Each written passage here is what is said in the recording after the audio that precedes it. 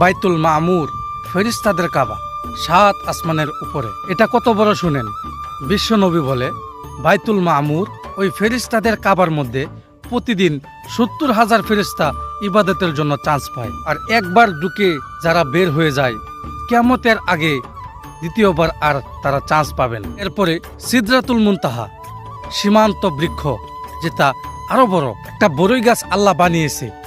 ফেরেশতাদের জ্ঞান সীমানা ওইখানেই শেষ, এর উপরে আর ফেরেশতা যেতে পারে না। সিদরাতুল মুনতাহা শেষ, এরপরে শুরু হয় লৌহে মাহফুজ, কুরআনের বাড়ি, আর যেটা নাকি সাদা চকচকে ডায়মন্ড দিয়ে আল্লাহ বানিয়ে রেখেছে। আর ওইখানে আমাদের তকদির আর ভাগ্যল্পীয় ওইখানে লেখা। আর ওইটা শেষ, এরপরে শুরু হয় লা জামান লা মাকান এরিয়া। আর ওইখানে কোনো টাইম নেই, কোনো জামান নেই।